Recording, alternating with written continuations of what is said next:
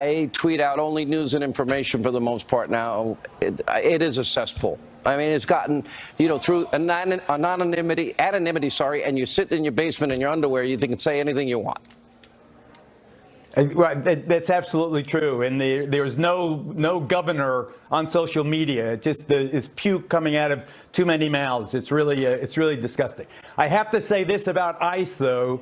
The story we were booked to talk about, it is not merely the hundreds of protesters who were arrested today around the country who want to, if not abolish, then severely reform ICE. Today, ICE is divided into the Homeland Security investigations and the enforcement and removal operations. The Homeland Security investigations are the guys who go after the gangbangers and the drug cartels. The majority of them wrote a letter to the boss today, to the Homeland Security Secretary, suggesting that ICE be split in two, and that the guys that go after the gangbangers be separated, men and women, be separated from those who remove the citizen, otherwise law-abiding, undocumented immigrant, hardworking, like the people from the gardening company here in Ohio. 146 of them were arrested. I think the agency could conceivably be split because the backlash for that horrible family separation is not just among civilians, it is even among the agents themselves, Sean. All right, thank you both for being with us. And you know what? I feel so sorry for these families tonight. Just evil, this premeditated evil. More Hannity after this.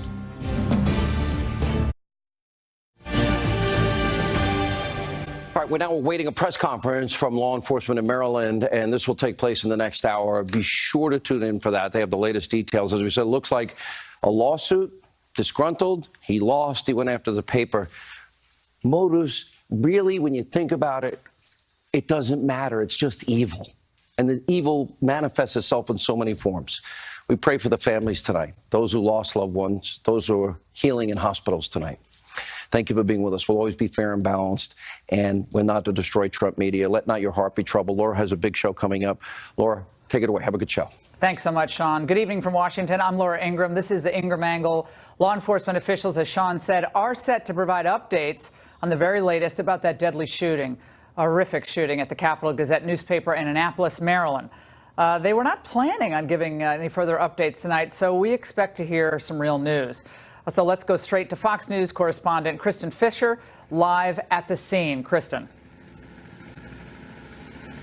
Laura, we've just been told that at this press conference, which is going to be taking place in about 15 minutes, police are expected to identify the victims. We don't know if they are going to identify the gunman, but already tonight, the parent company of the Capital Gazette, the newspaper where this horrific shooting took place, the parent company, the Baltimore Sun, has identified the shooter, and they say that his name is 38-year-old Jared Ramos, and they say that he had a long-running feud with the Capital Gazette. In 2012, he filed a defamation lawsuit against the paper and a columnist over a story that had covered a criminal harassment case against him. He then lost that lawsuit 3 years later, which brings us to today. And at a press conference earlier tonight, police said that there had been threats made against the newspaper over social media. Listen here.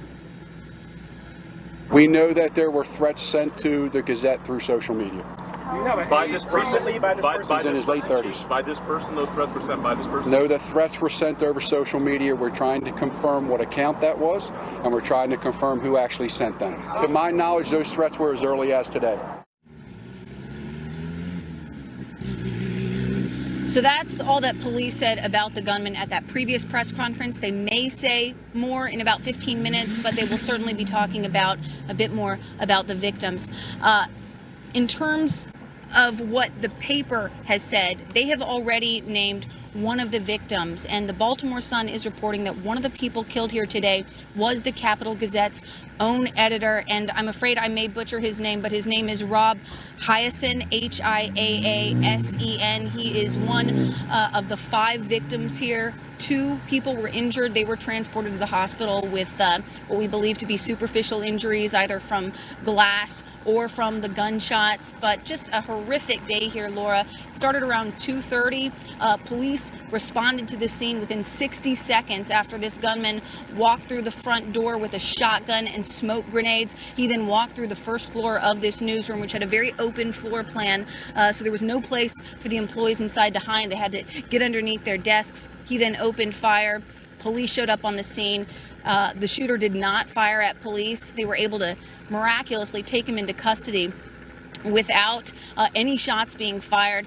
They're now interviewing him, trying to get to the bottom of this. He has not been cooperative, but at least now, Laura, it seems like we know a little bit more in terms of motive. Kristen, thanks so much. The editor was a brother of novelist Carl Hyacin, global bestseller. That came out tonight as well. Thanks so much for that report. And of course, this has just been a harrowing day. Our prayers are with those who are grieving tonight and those who are still suffering in hospitals, and we're so grateful for the bravery of the first responders. Amazing and a fast response today. And there are a lot of outstanding questions that are going to be answered. We will get to them, and that press conference is coming up in just a matter of moments. And we have a lot of news to get to tonight, but we start with something that's been raging across the country. We call it Protest Palooza. That's the focus of tonight's angle. Now, lately it seems like protest mania is the new normal in America. With few exceptions, you really think about it, conservatives really aren't that into protesting. Now, the joke is it's because they're too busy doing that thing called work. But for the most rabid on the left, protesting has become kind of a way of life. Marches are grievance festivals. They're rollicking affairs, complete with live musical acts, food trucks, and balloon tosses. And since the election of Donald Trump, the left has been ramping it up into overdrive. This was L.A. just a few days after Trump's surprise victory, where protesters, remember, shut down one of the city's busiest freeways, the 101, between downtown and Hollywood. And then back on the East Coast, protesters at Trump Tower, remember this scene? They shut down traffic in Midtown Manhattan. Black Lives Matter! Black Lives And who can forget the Women's March the day after the inauguration? I am a nasty woman. I'm not as nasty as a man who looks like he bathes in Cheeto dust. I feel Hitler in these streets. Well, she was ahead of the time on the Nazi reference. Well, participants are passionate. You got to hand it to them. And some are old, some are young, and they're pretty organized. And sometimes celebrities attend or donate millions to their pet causes that spill out onto all the streets. Because when they write a check, it means they care. And come on, let's face it, it ain't bad PR either. And then violence at some anti-Trump rallies has happened too. Remember, at Berkeley, Antifa showed up, and they showed us just what they're capable of. No debate allowed, no diversity of opinion tolerated, ever. These protesters want to make it impossible for the president to travel, certainly to places like California, and they tried to do that during the campaign. And sometimes his supporters were harassed, and others were actually assaulted.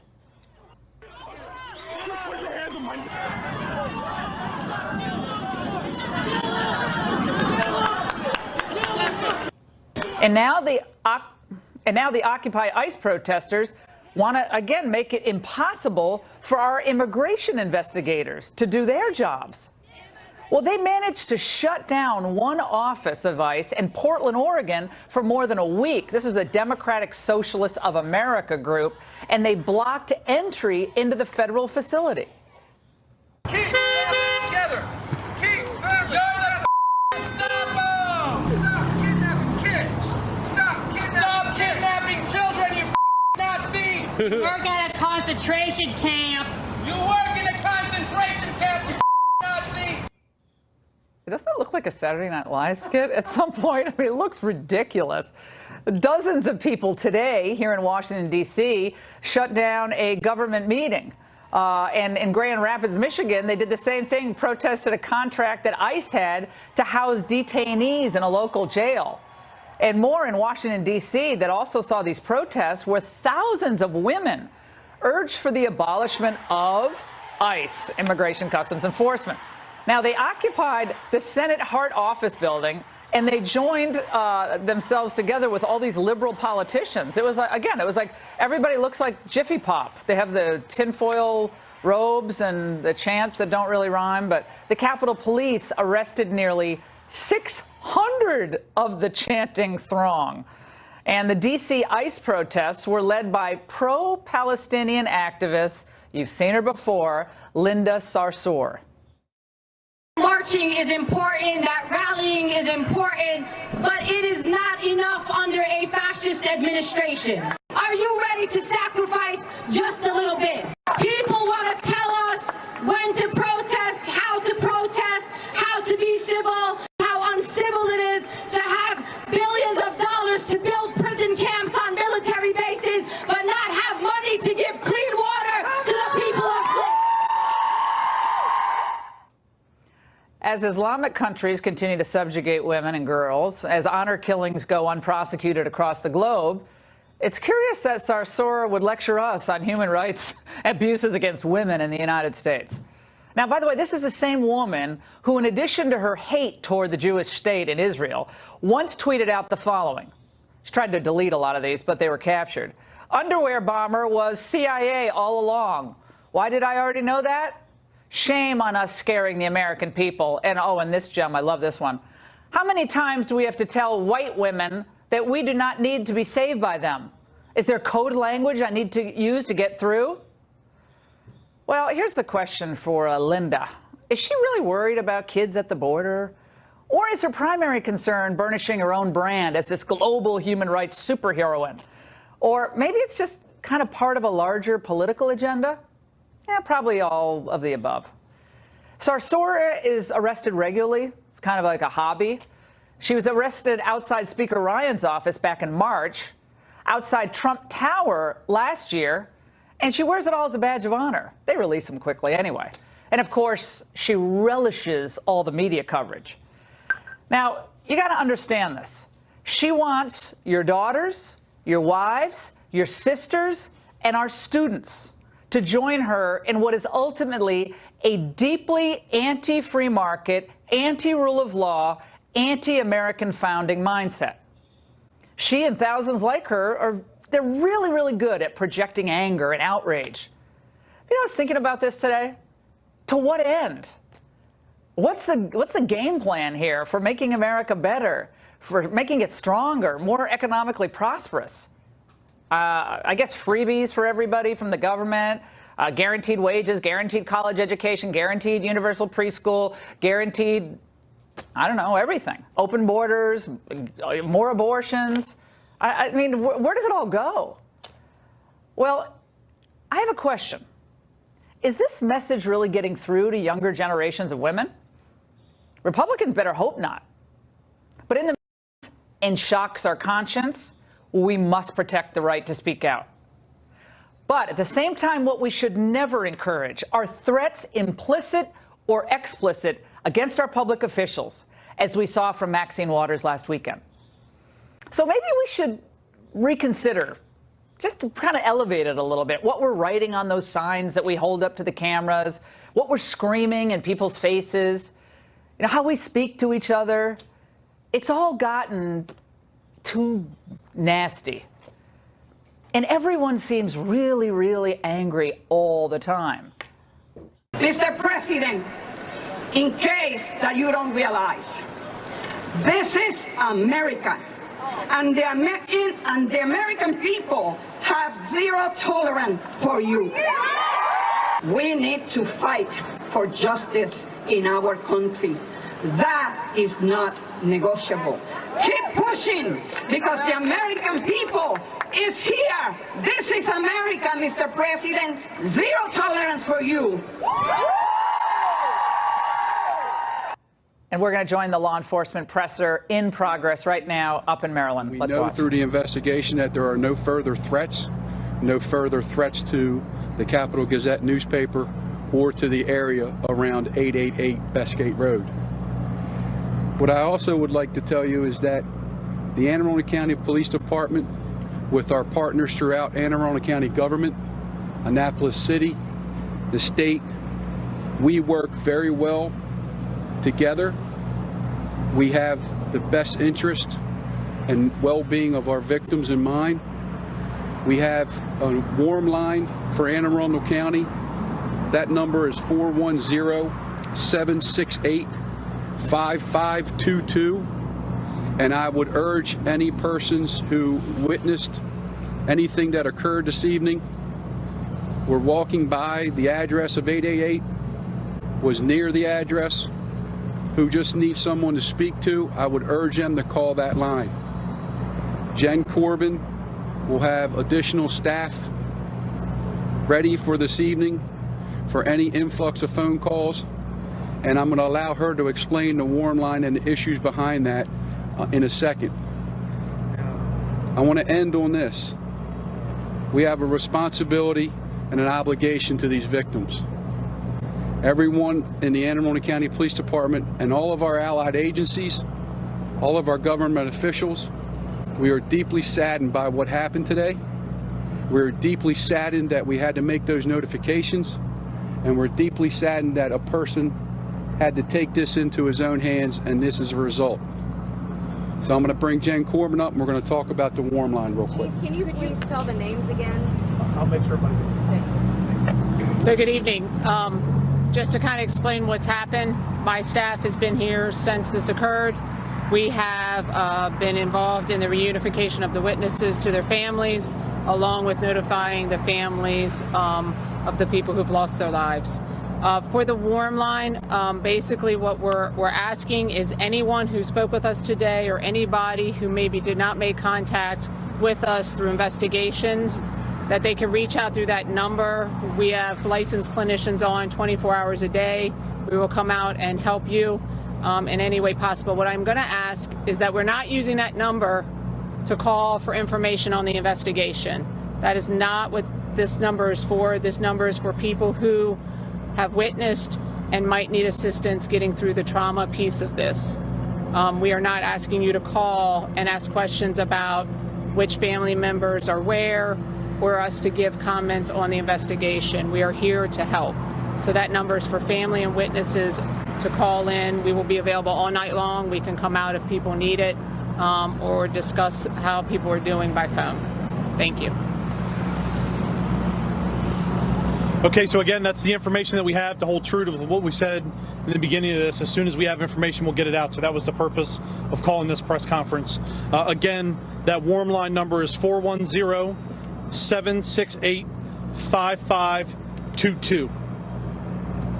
So that's the number to call for anyone that needs assistance and needs to talk to somebody for support. Thank you. Yeah. So, yep. So the first is Wendy Winters. That's spelled W-E-N-D-I. Last name is Winters, W-I-N-T-E-R-S. Can we get ages too? Yeah, this is all that I have at this point. Second is Rebecca Smith, R-E-B-E-C-C-A, Smith, common spelling. First name is Robert, and the last name is Henry, Ida, Adam, Sam, Ocean, Nora. Again, that's H-I-A-A-S-O-N. Gerald Fishman, G-E-R-A-L-D. Last name Fishman, F-I-S-C-H-M-A-N. And last is John McNamara, J-O-H-N, M-C-N-E-M-A-R-A. Were they all journalists? It's my understanding that all are employees of the Capital Gazette.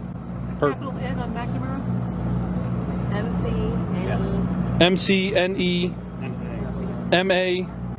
I guess is that R-A? Yeah, capital N. I'm sorry. Sorry, I'm really sorry. The third name, Robert Henry Hyatt. Nope. Henry was the H. So it's Robert, and then the last name is H-I-A-A-S-O-N. Thank you. Yep. So again, as information becomes available, we'll make sure we get it out. But again, we don't anticipate having more information until the morning. We just thought that it was very important to get the information out about the victims to you guys so their families can begin that healing process. So our thoughts and prayers go out to their families, the victims, their friends, and we'll have an update for you in the morning. Thank you very much. Again, our hearts and our prayers are with those victims just identified. We're going to continue to monitor this for more developments. Other networks are publishing photos. We have not confirmed those yet. We're not going to do that here on Fox News. But let's get back to the focus of the angle. Now, Robert Padillo is a civil rights attorney, as well as New York Times #1 best-selling author and hit documentary filmmaker whose new film, The Death of a Nation, is out August 3rd. And we're going to see a new sneak peek of it later on in this segment. Dinesh D'Souza is also with us, and his book comes out, same title, on July 31st. Gentlemen, first, very briefly, comments about this horrific shooting tonight. Dinesh, we now have learned of the victims. Looks like this killer had some grievance, had filed a defamation action against the newspaper, widely reported tonight. There's a Twitter feed that looks like it could be the individual, but again, we're not confirming that. Your thoughts tonight? Well, I think we're seeing a tragic sort of vendetta played out before the whole country to see. In an age of media, it is not entirely surprising, although very disturbing, to see people who have grievances look for this kind of media stage in which to enact this ritual of death. I don't know if it's driven partly by a desire to get attention, but it's a dementia in our society, and I'm glad that we are roundly condemning it. I'm also glad that we're distancing it from false political attributions, which it does not seem to be relevant in this particular case. Right. And Robert, again, a horrific tragedy for the country, for the community, for the media, and we'll learn more about this individual. I don't even want to use his name, but we'll learn more about it as the days go on. But again, you just want to just sit down and cry at some point. Well, I don't think it's a situation where we have to sit down and cry. It's a situation where we have to reevaluate what we are and who we are as Americans. Fundamentally speaking, this is just another example of why we need to encourage and support the Second Amendment and allow more people to defend themselves in this situation. Even with police responding in 60 seconds, 5 people lost their lives. If the individuals had the ability to protect themselves, then maybe this a tragedy and many others would not happen. I'm a member of the National African American Gun Owners Association, and I think one of the cornerstones of our democracy is the ability for individuals to protect themselves from mad people like this. You can't change individuals' actions. All you can change is your ability to defend yourself. All right. Let's go back to the focus of the angle, which we didn't get to finish. But suffice it to say, the nation has been locked down, at least immigration enforcement in some parts of the country has been locked down by these protests that are run, at least on the West Coast, some on the East Coast, by the Democratic Socialists of America. This after a candidate for Congress unseated the #4 in Democratic leadership in Queens 2 nights ago. Dinesh, your reaction to now an embrace of open borders, lawlessness, and the abolishment of ICE? I find it incredible that a major party in the United States is essentially embracing lawlessness, in this case, lawlessness on the border, almost as a matter of strategy. Now, I'm a legal immigrant. I'm a non-white immigrant. I come from a country with 1 billion people. If we had open borders, probably half of them would like to come to the United States, but they can't. Why? Because they don't have a contiguous border. They can't just jump over a fence. It's a long way. And the second is there are rules. There's a line. I stood in line. I went through the line. So really what the illegals are demanding is preferential treatment over the millions of other people who have to play by the rules to get here. And the fact that the Democratic Party is unwilling to draw a line between the legal and the illegal. In fact, routinely in the media, the term illegal and the term immigrant are conflated, as if an illegal is an immigrant. But illegals are not immigrants. Illegals are lawbreakers. Robert, the language today at this protest in Washington, where they took over the Senate Hart Office building, but they met outside of the Senate office building first. And Linda Sarsour, the Palestinian activist, a lot of people think she's anti-Semitic, anti-Israel. She got up and she talked, and others talked about white privilege and so forth. We'll play a little snippet of this. Let's get down to business. I'm going to bring up to the stage Lisa Fithium, who's going to start the direct action training for folks who are not with us yesterday. There's different kinds of fear. There's real fear, but a lot of folks, particularly folks with white skin privilege, have a lot of irrational fears. White-skinned people have a lot of irrational fears. It's all virtue signaling from college campus lingo. Dinesh and I saw a lot of that back in the 80s at Dartmouth, but it's been ramped up quite a bit. Robert, your take on where this is all going?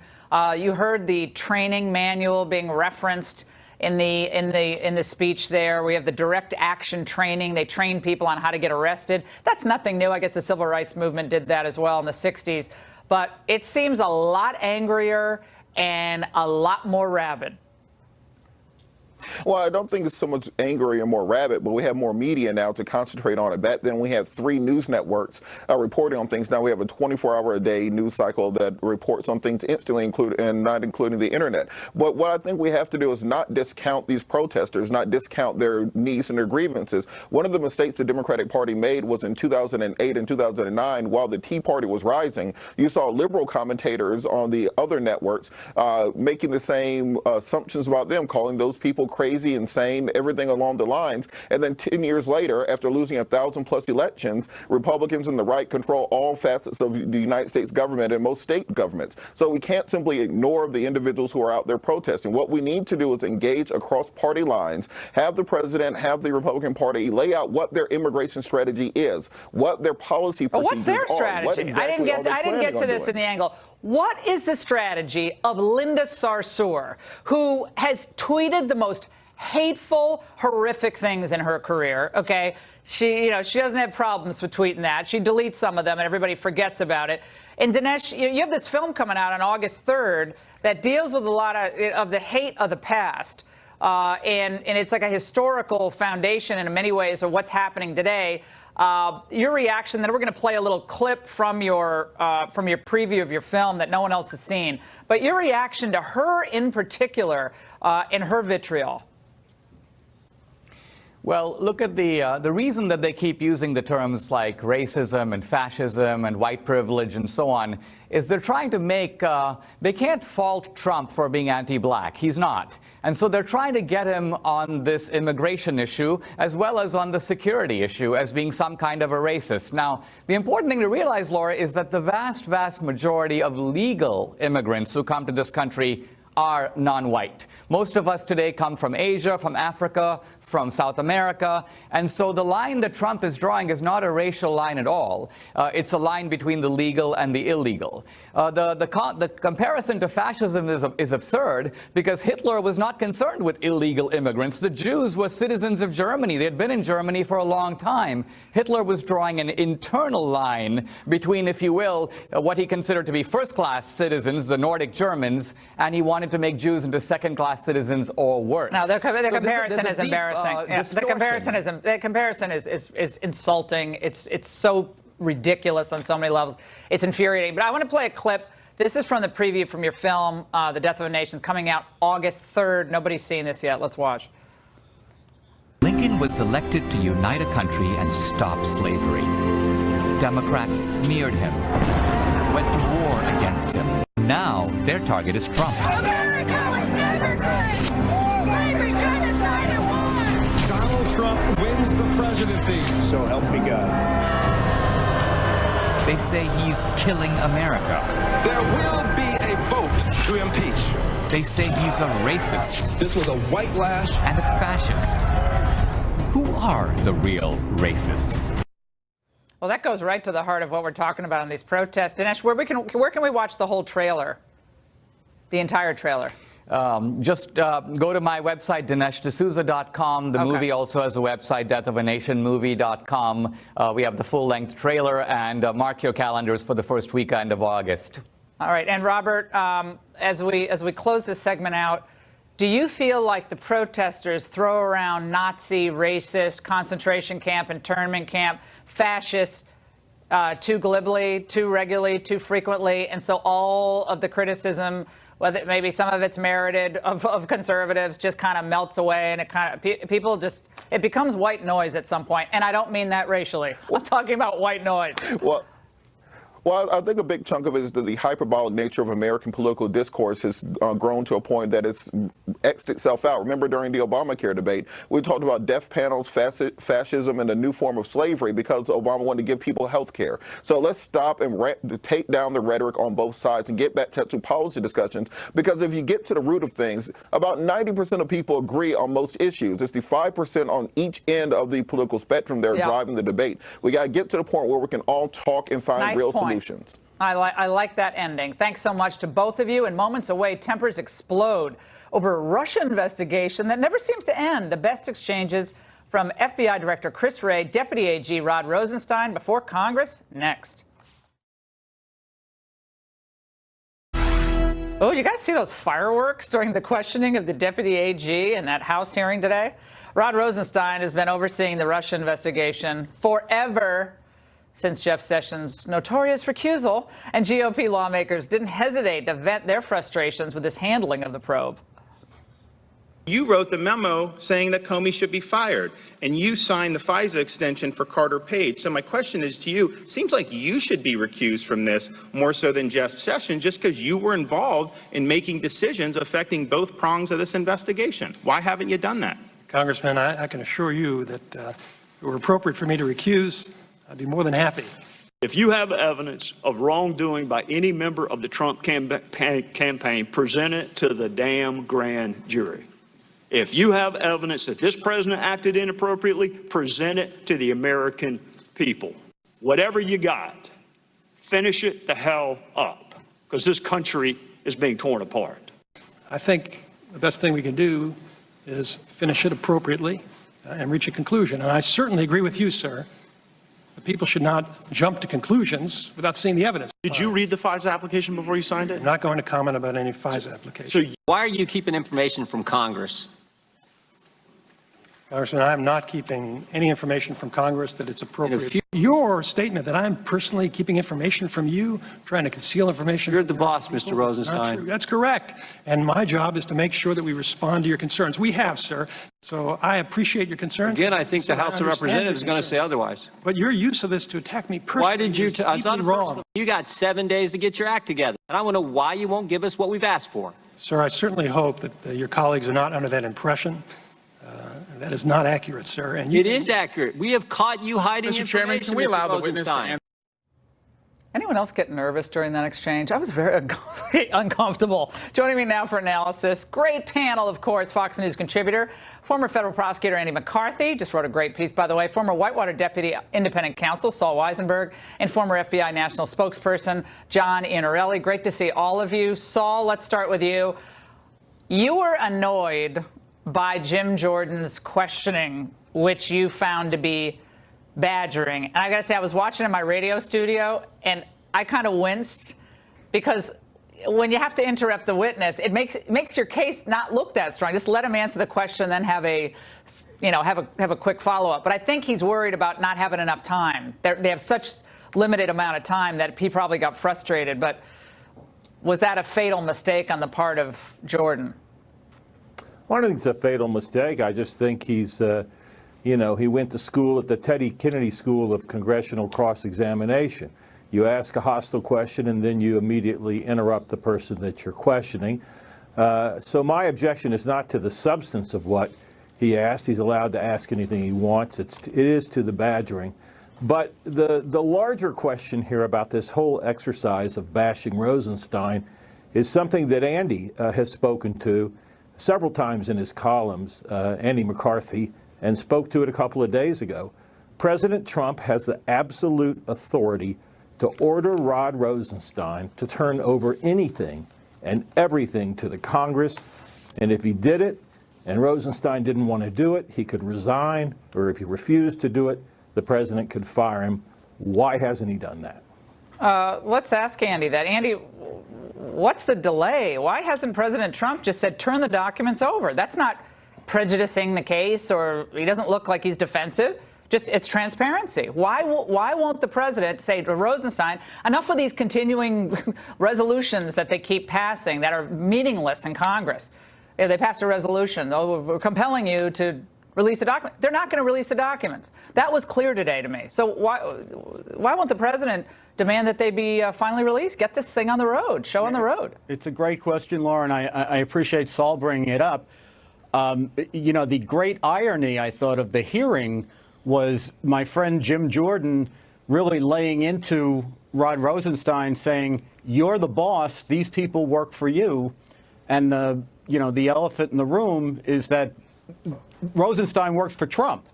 And precisely the point you make is true.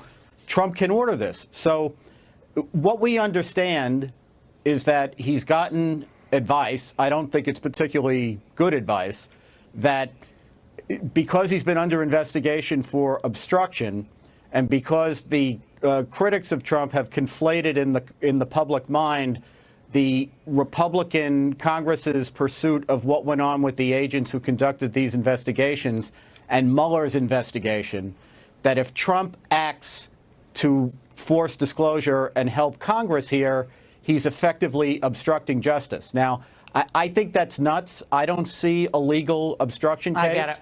Yeah. But I think that's where they're at. That's what they're worried about. John, there were so many things in this hearing that were wild. One of them was when he was asked, Rosenstein was asked, what about this FISA warrant?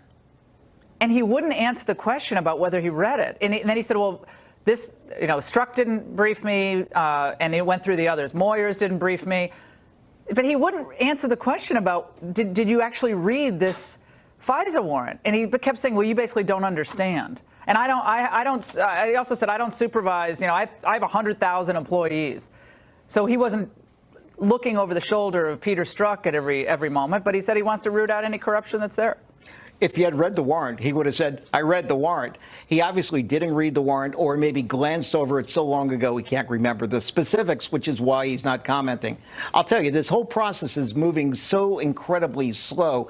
At this point, DOJ has to stop with the glacial performance and recognize the American people want to know what's going on. Speed it up already. Let's get the answers out there. And Trey Gowdy went just crazy on that. He's like, he decided, Saul, not to ask a question, but to take his time to make sure that he got quoted and the soundbite was used on most evening newscasts and cable and all over media, social media today. Get this thing wrapped up. What has taken so long?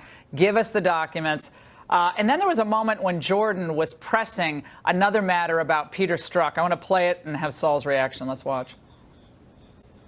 Why'd you tell Peter Strzok not to answer our questions yesterday? When I asked Peter Strzok if he'd ever communicated with Glenn Simpson, he gave us the answer he gave us dozens of times. On advice of FBI counsel, I can't answer that question. Why couldn't he answer that question? Mr. Jordan, I appreciate your sincere concerns, but I didn't give Peter Strzok any instructions. How do I know, sir? I mean, you interviewed Mr. Strzok. I didn't, so I can't Works for you. Doesn't work for us.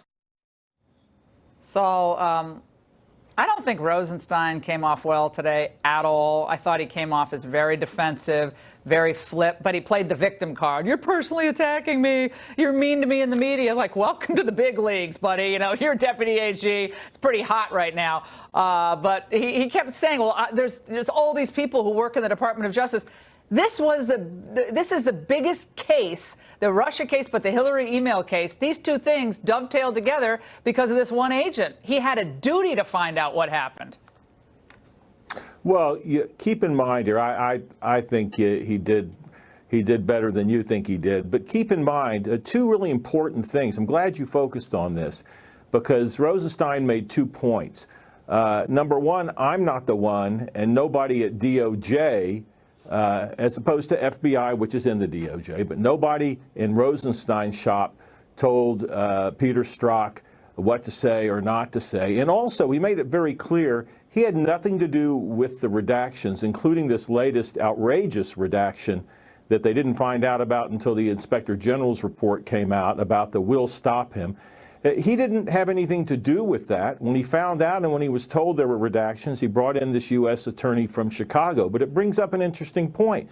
There appears that for many years, on and off, there's been a rogue element in FBI leadership that obstructs these kind of investigations. And obviously, it's outrageous that that text message was not sent to the Congress. And the question is, what's going to be done about it? Because I think DOJ should do something about that. Yeah, Andy, are there any repercussions for what was done? I mean, redacting, don't worry, basically, I'll take care of it, meaning it's not going to be a problem. Trump's not going to be a problem. And that doesn't go to the Congress? Of course. And, this is the problem, I think, that Rosenstein has. I think, for example, I wondered if he had ever prepared a witness before, because a lot of times it seemed to me his answers were sensible, but the smirk on his face was really off-putting. But on this particular, he says that he strongly supports the disciplining of agents who've committed misconduct. He endorsed IG Horowitz's report. But, you got to put your money where your mouth is, and it's impossible to be credible and say at the same time, we're giving you all this cooperation, and when we find somebody who withholds stuff, we don't do anything to discipline them. Yeah, John, you know what I'm looking for some of these officials, why isn't he angry about this? Like, he seems it's all about him. Like, you're mean to me, you were mean to me in the press, and their personal attack. If this happened at the FBI, which it did, you had these people burrowed into the system who hated Trump. They wanted to make sure that Hillary didn't ultimately get prosecuted, and they were going to make sure by hell or high water that Trump was going to have problems. Why isn't this guy Rosenstein angry?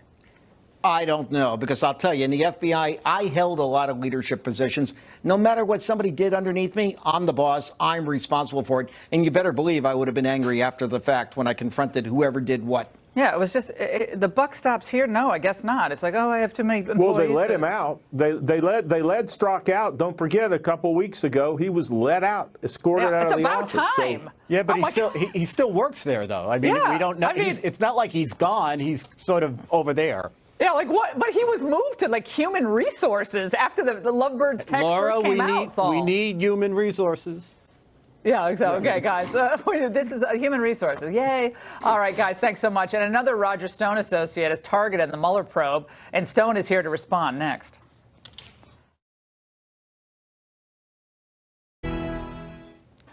Is Bob Mueller chasing facts, or is he just looking for some inconvenient timeline for the president? I ask that because Bloomberg is reporting tonight that the special counsel will decide whether to issue indictments for collusion with Russia by this fall. That's right before the midterm elections.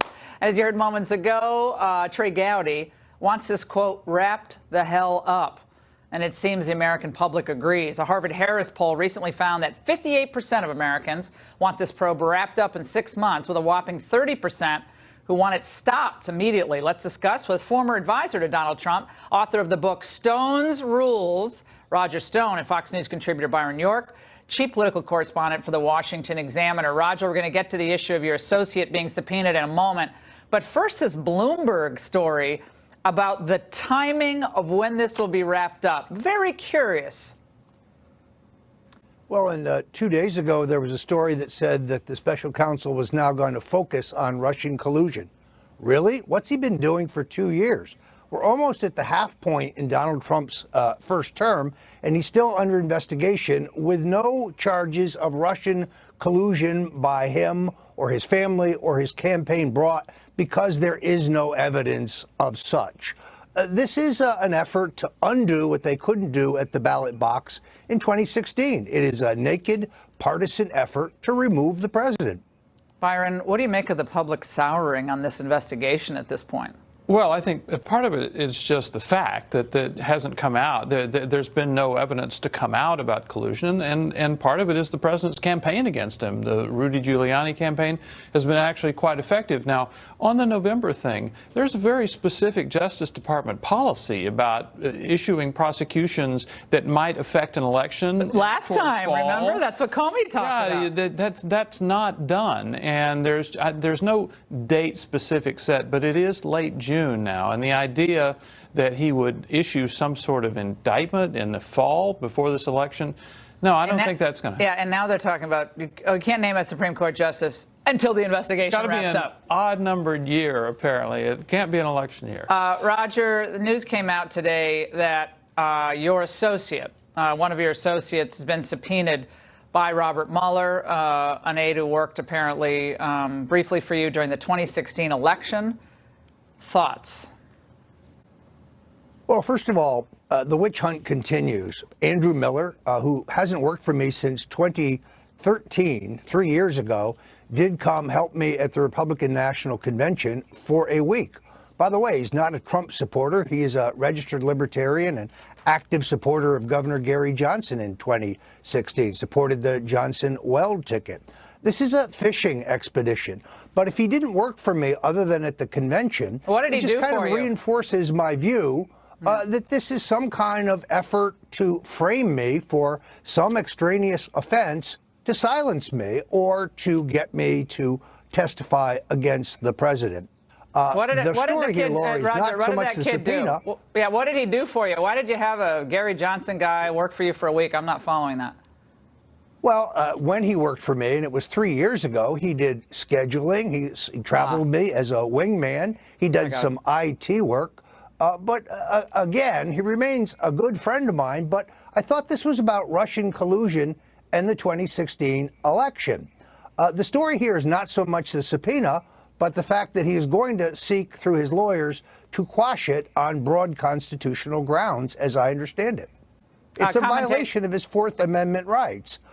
This is an effort to take my associates and browbeat them to get one of them to say something negative about me. This is the most heavy-handed, classic prosecutorial tactic.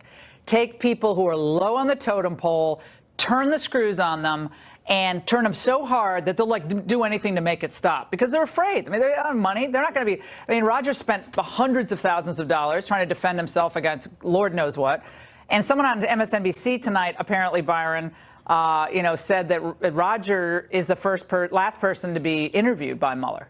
And look for crimes that have nothing to do with Russia, with what you're actually investigating. I will say, though, this challenge that Miller is going to make to Mueller's appointment is another one. Paul Manafort's tried to challenge it. They're doing it on two slightly different grounds, but basically saying that Mueller's office is unconstitutional. That's a long story. And they're not going to win with that. No. Manafort has already lost in the courts, and this one will probably not work either. Roger, tonight, Michael Cohen put out a tweet, and he said, "My family and I are owed an apology after 2 years, 15 hours of testimony before House and Senate under oath, producing more than 1,000 documents, misreports, 15 allegations about my entire statement must be quoted. I had nothing to do with Russia collusion or meddling." Any thoughts about that? Well, Michael Cohen deserves his day in court as well. I've read a dozen stories. He's going to plead to this. He's going to flip over that. We haven't seen anything yet. So this story remains unwritten. I feel badly for Michael Cohen. I do too. Because he has millions of dollars worth of legal fees, and they seek to destroy him as well. Yet he hasn't been charged with any crime. Yeah, and the public's turning on this. The public is turning against Mueller, and it's turning against this investigation. We got to go, guys, unfortunately. But forget that blue wave. We're going to tell you why President Trump suddenly talking up a red wave in midterm elections. Top pollsters will be with us in a moment. You won't believe what they found out about immigration. Coming up. The tide might have turned against the Democrats as we approach the midterm elections. We'll see. Their blue wave is really sputtering pretty badly. The red wave is happening. Just look what happened last night. President Trump, of course, referring to the stunning primary wins by far-left Democrats, which could split the party. And this while GOP voters may be motivated to turn out on Election Day to ensure that the president's Supreme Court nominee is confirmed. Let's analyze all of this. Suddenly shifting picture with Republican pollster Frank Luntz and Democratic pollster Mark Penn. It's so great to have both of you on. We could do a whole hour on where we are right now. Mark, you have done very interesting polling on immigration that I just read about tonight. I saw you on the Hill talking about it. But a question about separating families, and what did you find out? Well, look, 88%. did not want families separated. But the underlying attitude, 70% said they want tougher enforcement of our immigration laws. So this was a wrong policy, but the underlying notion of the nation is that we got to have borders here while we're also good to DACA recipients and treat families appropriately. And you know, that explains why Trump's ratings did not go down in my poll. He actually went up to 47 despite this controversy. But I'll tell you, there may not be a blue wave, but there's definitely a blue edge.